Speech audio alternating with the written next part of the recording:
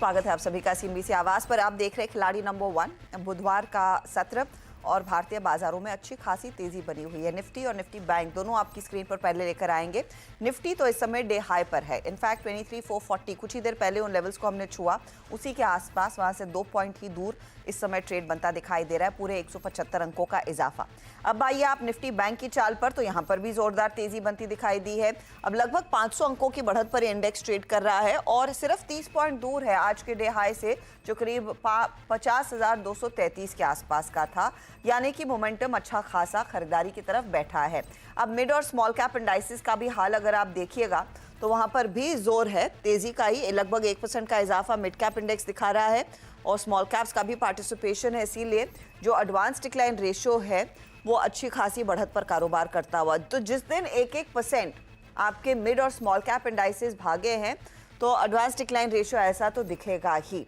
कुल मिलाकर तेजी वाला सत्र, और तेजी में आप गौर करिएगा आज एचडीएफसी बैंक की अगुवाई में तेजी आई है, फिर रिलायंस, आईसीआईसीआई और एलएनटी जैसे स्टॉक्स में भी एक जोर देखने को मिला है। थोड़ी सी मुनाफा वसूली अगर वो है वो कंजम्पशन साइड पर देखने को मिली है, कुछ टाइटन में, कुछ एचयूएल में, कुछ एशियन पेंट और ब्रिटानिया जैसे काउंटर्स में। ये है अब तक की स्थिति। अब आते हैं हमारे रिटर्न्स पर। खिलाड़ी नंबर 1 में हमारे 3 मेहमान जो इस हफ्ते हमारा साथ दे रहे हैं, उनका प्रदर्शन जोरदार साबित हो रहा है। आप देखिएगा 6.5% तक के रिटर्न्स आशीष कयाल लीडरशिप पोजीशन में, कपिल और मधु के बीच कांटे की टक्कर। कल दोपहर 3:30 बजे तक की स्थिति है। 5.74% के रिटर्न्स कपिल ने कमाए तो मधु ने करीब 5.51% तक की कमाई की है। अब कौन से स्टॉक्स के बल पर यह हुआ है वो भी समझेंगे और साथ ही आपको यह भी बताएंगे कि आज की स्ट्रैटेजी क्या है। तो पहले टॉप परफॉर्मर्स, एक तो सन टीवी खूब योगदान दे चुका है, कपिल के लिए 7% तक के रिटर्न्स इसके बने। वहीं आशीष का प्राज इंडस्ट्रीज करीब 5% भागा, वहां पर अच्छी तेजी बनी, और बलरामपुर चीनी टॉप परफॉर्मर था, मधु के लिए 1.5% की कमाई उधर हुई। आज के लिए स्थिति कैसे पढ़ी जाए ये पहले समझ लेते हैं। मधु, आपके पास मैं आऊंगी। एक अच्छा मोमेंटम और 23,440, और इस हफ्ते की शुरुआत में हमने ये सुना था आप सबसे कि 23,300 हो गया, अब 400 और 400 के आगे 500 पर नजरे। क्या उसी ट्रैजेक्टरी में ट्रेड लिया जाए 500 की तरफ दिशा बनाकर? जी, तो जैसे हमने कल भी डिस्कस किया था, निफ्टी में 23,500 के लेवल्स, 23,550 तक के लेवल्स पहुंचने में बहुत ज्यादा देरी नहीं है और वो पहुंचते हुए हमें दिख सकता है। लेकिन थोड़ा सा कॉशन यहाँ पर रख करके चलना चाहिए इन्वेस्टर्स को, ट्रेडर्स को, क्योंकि यहाँ पर थोड़ी प्रॉफिट बुकिंग मिलने के चांसेस हैं। कौन से सेक्टर्स हैं जिसमें आप एक कॉशन बना करके चल सकते हैं? मुझे ऐसा लगता है मेटल में कुछ अपॉर्चुनिटीज हैं जिसमें आप एक कॉशन बना करके अपने पोर्टफोलियो को अकॉर्डिंगली हेज करके चल सकते हैं। ओके, तो बेसिकली 23,550 की तरफ मार्केट बढ़ रहा है। कपिल, निफ्टी बैंक के लिए आप क्या लेवल्स पढ़ रहे हैं? इसलिए बैंक निफ्टी में हमने थोड़ा सा एक लैगार्ड मूव कुछ दिनों पहले से हम दिखते आ रहे थे, लेकिन आज कुछ एक हमें फ्रंट सीट पे बैंक निफ्टी देखने मिल रही है। एचडीएफसी बैंक में काफी अच्छा कारोबार आज रहा हुआ है, और जो इसके इमीडिएट रेजिस्टेंस लेवल थे 50,000 के लेवल के अराउंड के, तो वो आज ब्रेकआउट होते हुए देखने मिल रहे हैं। तो मुझे लग रहा है कि बैंक निफ्टी भी आज एक पार्टिसिपेट कर सकता है उसके ऊपर की ओर के मूव में। 50,200 के लेवल के अराउंड चल रहा है। उसका जो नेक्स्ट बेस्ट इमीडिएट रेजिस्टेंस जो मैं देख रहा हूँ वो कहाँ ना कहाँ पे 50,800 के यहाँ पे मुझे देखने मिल रहा है। तो बैंक निफ्टी में भी फिर से एक बार जोर पकड़ सकता है। निफ्टी बैंक भी जोर पकड़ता हुआ दिखाई देगा। अच्छा, ये बताइए आशीष, कंस्ट्रिंग आज कंजम्पशन थीम थोड़े से बैकफुट पर है, कोई खास सेक्टर जो आपने आइडेंटिफाई किया है तेजी में? देखिए, ओवरऑल जो ट्रेंड है बाजार का वो फिलहाल बाय साइड पे ही है, और अगर आप देखें तो मोमेंटम थोड़ा सा लैक हो रहा है। तो सेक्टर में हमने शुगर सेक्टर देखा था, वहां पर एक अच्छी खासी तेजी गई थी, इसलिए प्राज इंडस्ट्रीज में हमने बाय दिया था। लेकिन चुनिंदा सेक्टर में की अगर बात की जाए तो यहाँ पर एक अच्छा मीडिया जो सेक्टर है या फाइनेंशियल सर्विसेज है, पीएसयू बैंकिंग स्पेस है, ये 2-3 सेक्टर ऐसे हैं जहां पर एक अच्छा रुझान दिखा है। लेकिन अगर आप mid cap small cap sector की बात करें तो वहां पर अभी भी चुनिंदा स्टॉक जो है जो आउट परफॉर्म कर सकते हैं। तो मेरे ख्याल से निफ्टी यहाँ से गुंजाइश है 23,500 तक जा सके ऊपर में, और नीचे में 23,300 का सपोर्ट है। तो ओवरऑल जो रुझान है वो बाई साइड पे ही होगा, लेकिन मोमेंटम कम है, लेकिन स्टॉक स्पेसिफिक एक्शन डेफिनेटली है, और इसलिए हम देख सकते हैं कि ओवरऑल रिटर्न भी अच्छे बन पा रहे हैं। ओके, तो ये ओवरऑल रिटर्न्स अच्छे बनते हुए दिखाई दे रहे हैं। तो आपके अब पोर्टफोलियो पर नजर डाल ही लेते हैं। आशीष का पोर्टफोलियो इनफैक्ट जो टॉप परफॉर्मर है वो आपकी स्क्रीन पर आ जाएगा। और इन्होंने 2 ट्रेड्स जो दिए थे, एक तो क्लीन साइंस कल एग्जिट किया 1372 के लेवल्स पर और प्रॉफिट बुक किया है प्राज इंडस्ट्रीज में आज सुबह में 649 पर। तो बताइए आशीष, आज का पहला ट्रेड क्या रहेगा? देखिए, मेरा जो पहला ट्रेड होगा वो है BLS इंटरनेशनल सर्विसेज पे। यहाँ पर एक लॉन्ग पोजीशन क्रिएट करने की राय होगी। ये स्टॉक ने डबल बॉटम फॉर्मेशन। आशीष, मैं आपको टोकना चाहूंगी, सॉरी, अपॉलॉजीज, BLS हम कवर नहीं करते हैं। अच्छा। तो इसके बदले में आपको दूसरा ट्रेड देना होगा। लगे हाथ है तो बताइए, वरना मैं दूसरे ट्रेड्स लेकर आपके पास वापस आती हूँ। हाँ, दूसरा ट्रेड मैं थोड़ी देर से समय में देता हूँ। ओके, मधु, आपका ट्रेड क्या रहेगा? इनफैक्ट मधु का पोर्टफोलियो एक बार देख लेते हैं। इन्फोसिस के ट्रेड को ये अभी भी होल्ड कर रही हैं, ये कैरी किया था। और कल टोरेंट फार्मा, बलरामपुर और अपोलो टायर्स जैसे ट्रेड्स में इन्होंने पोजीशन या तो बुक की है या फिर एग्जिट किया है। मधु, आज का ट्रेड क्या रहेगा? जी, आज का मैं ट्रेड सेल साइड पे देना चाहूंगी। अपना पहला ट्रेड हिंडाल्को में रहेगा और अभी करंट लेवल्स पे वो कुछ 678 के आसपास ट्रेड कर रहा है। उसमें जो मेरा टारगेट रहेगा वो 615 का रहेगा और स्टॉप लॉस 695 का रहेगा। आ, ये आप कह रही, अच्छा, शॉर्ट साइड का हिंडाल्को में आप कह रही मंदी का ट्रेड है? जी, 615 के आसपास आ सकता है। ओके, 695 स्टॉक में थोड़ा सा मोमेंटम है, लेकिन मधु को लग रहा है यहाँ पर अब वीकनेस आ सकती है, इसीलिए आप मंदी की तरफ का ट्रेड लेंगी। सेल साइड का ये ट्रेड 615 तक फिसल सकता है काउंटर, 695 आपके लिए ये एक स्टॉप लॉस का काम करेगा। एक कॉन्ट्रा ट्रेड इन्होंने लिया है। कपिल का पोर्टफोलियो अब हाजिर होगा और कपिल के केस में इन्होंने 3M में एग्जिट आज सुबह में किया और सन टीवी में अच्छा खासा मुनाफा जो बना वो भी बुक कर लिया है। आज का फिर नया सौदा क्या है? आज के दिन में मैं MNC स्टॉक्स में काफी अच्छी मोमेंटम देख रहा हूँ और इसमें भी स्पेसिफिकली जो कैपिटल गुड स्टॉक्स है वहां पे काफी अच्छी मोमेंटम बिल्ड हो रही है। एक स्टॉक मेरे ध्यान में आया हुआ है, हनीवेल ऑटोमेशन। स्टॉक के प्राइस हाई है, 55,700 के लेवल के यहाँ पे है, लेकिन स्ट्रक्चर काफी अच्छा लग रहा है। काफी अच्छी बढ़त के बाद में थोड़ा सा कूल ऑफ और आज फिर से एक ब्रेकआउट मुझे देखने मिल रहा है, तो मैं हनीवेल ऑटोमेशन के साथ जाऊंगा।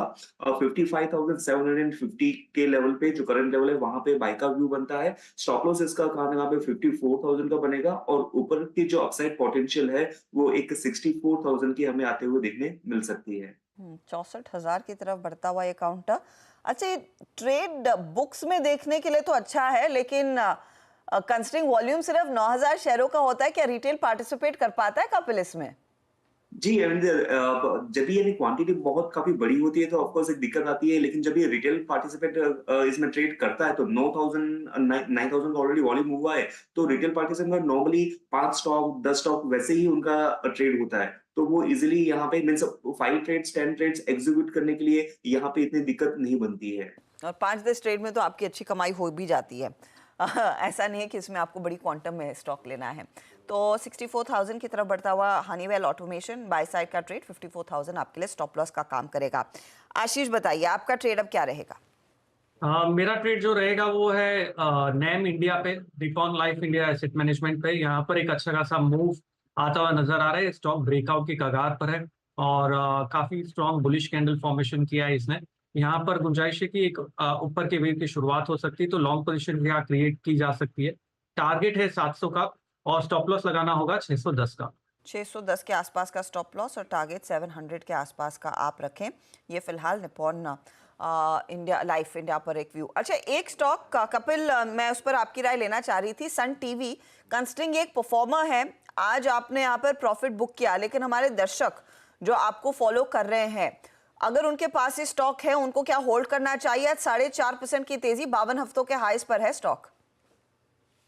मेरे ख्याल से 785 790 का एक माइल्ड रेजिस्टेंस लेवल है, तो एटलीस्ट पार्शियल प्रॉफिट तो यहाँ पे बुक करना चाहिए। और आप अगर रुकना चाहते हो तो स्टॉक प्राइस में और भी मोमेंटम होती है 820 तक की, लेकिन 50% तो करंट लेवल पे बुक कर लेना चाहिए और बाकी की क्वांटिटी 820 के लिए वेट कर सकते हैं।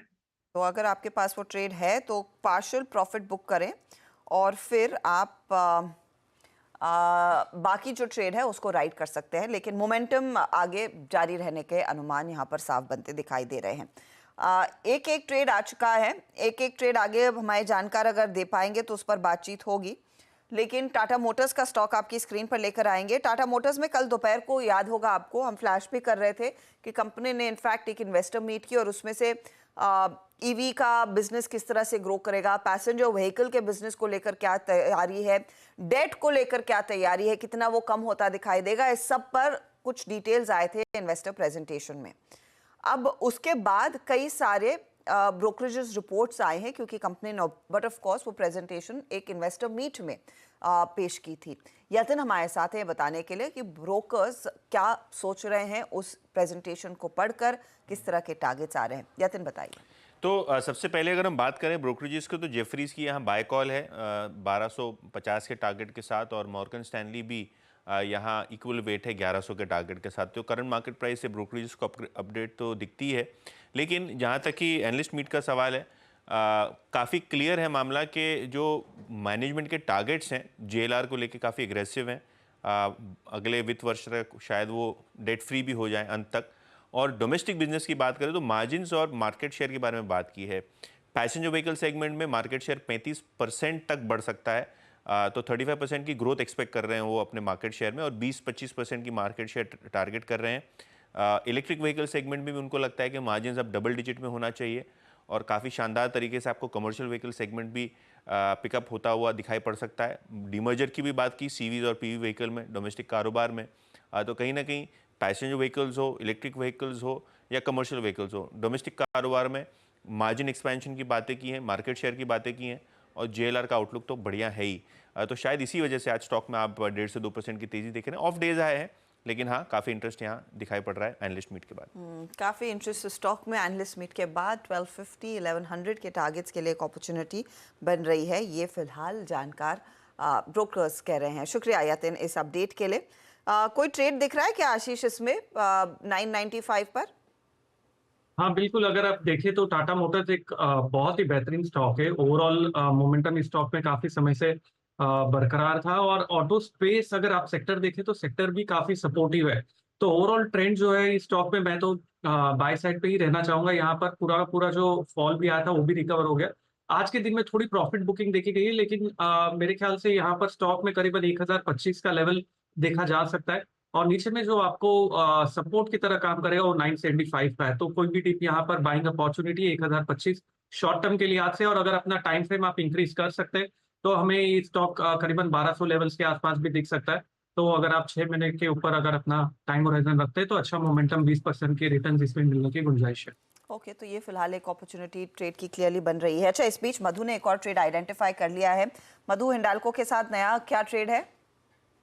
डेनमार्क में मैं बाय देना चाहूंगी। फार्मा सेक्टर मुझे स्ट्रांग लग रहा है। करंटली ग्लेनमार्क 1195 के आसपास ट्रेड कर रहा है। मेरा जो टारगेट रहेगा अपसाइड पोटेंशियल 1270 के पास रहेगा, और स्टॉप लॉस 1170 का रहेगा। 170 का स्टॉप लॉस। ग्लेनमार्क में एक तेजी वाला ट्रेड इस समय आ रहा है। 1270 आपके लिए टारगेट के तौर पर काम करेगा। ये एक बाय साइड का ट्रेड है, पहले एक सेल आया था और अब एक बाय ट्रेड आ रहा है।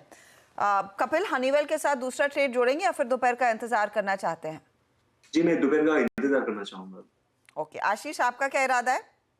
नहीं, वेट करेंगे थोड़ा सा, दोपहर में दूसरा ट्रेड जोड़ने की कोशिश करेंगे। ओके, तो सेकंड हाफ का इंतजार होगा। चलिए इसी मोड पर फिर एक ब्रेक ले लेते हैं। ब्रेक के बाद आएंगे तो जो ट्रेड्स हमारे जानकारों ने आइडेंटिफाई किए हैं उसका एक रिकैप आपके लिए लेकर आएंगे, और साथ ही ऑरेकल फाइनेंशियल सर्विसेज का स्टॉक आज तेजी में क्यों है उसके भी कुछ कारण आपको ढूंढकर बताएंगे।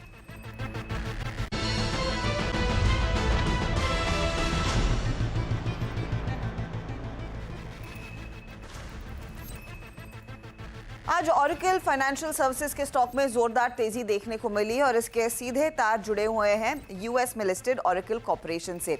अब इसीलिए वो स्टॉक आज फोकस में आता हुआ दिखाई दिया है। दरअसल हुआ ये है कि ऑरेकल कॉर्पोरेशन के शेयर में कल ओवरनाइट करीब 9% तक की तेजी देखने को मिली। कई सारी चीजें हैं जो तेजी को और आग दे रही है ऑरेकल कॉर्पोरेशन के लिए। इन्होंने वैसे 2 बड़े करार किए हैं, और दोनों ही करार क्लाउड इंफ्रास्ट्रक्चर और साथ ही साथ एआई सेक्टर में आते हुए दिखाई दिए हैं।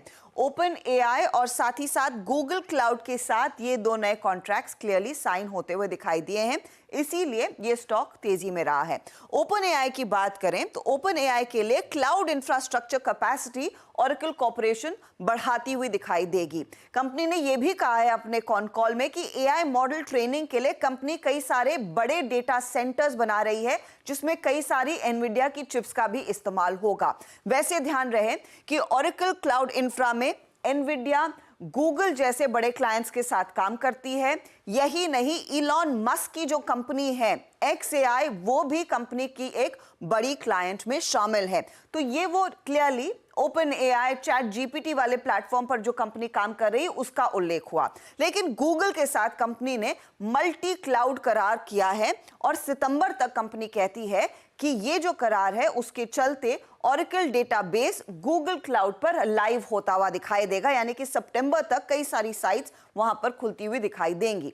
अब सवाल यह है कि यहां से किस तरह का फायदा आएगा। कंपनी ने क्लियरली कहा है कि रेवेन्यू ग्रोथ अगर आएगी वो प्राइमरीली डेटा सेंटर्स, क्लाउड और एआई से आती हुई दिखाई देगी। यहां पर आपने तार जोड़ना है OFSS का। OFSS इसीलिए फोकस में आ रहा है आज क्योंकि OFSS का 50% जो आय है वो ऑरेकल कॉर्पोरेशन और उसकी सब्सिडरी से आता है। ऐसी स्थिति में अनुमान यही लगाए जा रहे हैं कि ये जो बड़े एआई और क्लाउड इंफ्रास्ट्रक्चर वाले करार ऑरेकल कॉर्पोरेशन कर रही है, उसका कुछ ना कुछ ट्रिकल डाउन इफेक्ट OFSS में भी आता दिखाई दे सकता है। इसीलिए आज ये स्टॉक सुबह से ही तेजी में है। चलिए, तो ये बात हुई OFSS की। अब लौटते हैं खिलाड़ी नंबर 1 पर। हमारे जानकारों ने जो ट्रेड्स दिए थे वो सामने आ चुके हैं। अब देख लेते हैं किसका पोर्टफोलियो कितना चमक दिखा रहा है। कपिल शाह ने एक जगह खाली रखी है। हनीवेल ऑटोमेशन यहां पर इन्होंने जोड़ा, 64,000 का टारगेट है, स्टॉप लॉस 54,000 के आसपास इनका है। साथ ही साथ अगर आप देखें तो रिटर्न इसमें करीब 0.59% का बनता दिखाई दे रहा है। दूसरी ओर अगर आप गौर करेंगे, जो पोर्टफोलियो आशीष का है उसमें निप्पॉन लाइफ इंडिया इन्होंने जोड़ा, 700 का टारगेट, 610 का स्टॉप लॉस है। इधर इनका जो रिटर्न है वो थोड़ा सा फ्लैट है, एक जगह इनके लिए भी खाली है, दोपहर में वो नया ट्रेड आएगा। लेकिन मधु का पोर्टफोलियो पूरी तरह से तैयार है। एक तो इन्फोसिस इन्होंने कैरी किया, 1600 का टारगेट, 1470 का स्टॉप लॉस। हिंडाल्को पर एक शॉर्ट ट्रेड इन्होंने दिया है, 615 का टारगेट है, 695 का स्टॉप लॉस। ग्लेनमार्क जोड़ा है फिर 1270, तेजी वाला ट्रेड, 1170 आपके लिए स्टॉप लॉस का काम करेगा। अब लेकर आइए रिटर्न्स। तो इन्फोसिस थोड़ा ठंडा पड़ा है, हिंडाल्को शॉर्ट ट्रेड इस समय इनके फेवर में नहीं जा रहा है। ग्लेनमार्क तेजी वाला ट्रेड 0.44% तक की कमाई करके दे रहा है। तो ओवरऑल मुनाफे का मीटर अब कहां पर पहुंच रहा है, किसके कितने रिटर्न्स बन रहे हैं, वो अब आपकी स्क्रीन पर आ जाएगा। तो ये देखिए, कांटे की टक्कर तो डेफिनेटली है और ये अब आशीष और कपिल के बीच है। आशीष 11.54% के रिटर्न्स पर, तो कपिल 11.48% के रिटर्न्स पर दूसरे स्थान पर। मधु वहां पर नियरली 5% तक के रिटर्न्स दिखा रही हैं। ये है आपके लिए अब तक की स्थिति। आगे कोई भी बदलाव अगर हमारे जानकारों की तरफ से आएगा तो उसका अपडेट हम आपके लिए शेयर जरूर करेंगे मिड कैप मंत्र में 1 बजे के आसपास, और वो डिटेल्स ऑफ कोर्स हमारे सोशल मीडिया हैंडल्स पर भी शेयर किए जाएंगे। Good luck to all 3 of you. चलिए, वक्त हो रहा है इसी के साथ एक ब्रेक का, लेकिन ब्रेक में जाते जाते मैं आपको याद दिला दूं कि अगर आपको कमोडिटी मार्केट में इंटरेस्ट है तो अगला कार्यक्रम कमोडिटी पर ही है, लेकिन आपके लिए एक और स्पेशल विंडो है कमोडिटी गुरुकुल में भाग लेने की। ध्यान रखिएगा, 22 जून को दरअसल ये एक लाइव वेबिनार CNBC आवाज के मंच पर आपको दिखाई देगा। आप इसके लिए रजिस्टर जरूर करें क्योंकि इस वेबिनार में आपको इंडस्ट्री के लीडर्स और मनीषा गुप्ता कमोडिटी मार्केट से जुड़ी हर बारीकियां सिखाने वाली हैं। टेक्निकल्स कैसे काम करते हैं, बड़े ट्रेंड्स कमोडिटी में कैसे पकड़ने हैं, उसके लिए एक ट्रेड क्या बनता है, मोमेंटम इन्वेस्टर्स के लिए क्या अपॉर्चुनिटीज है, इन सब पर बातचीत होगी। आप अपने कमोडिटी ट्रेडिंग स्किल्स अपग्रेड कर सकते हैं, नए सीख सकते हैं। फटाफट रजिस्टर कीजिए अगर आपने अब तक रजिस्टर नहीं किया है।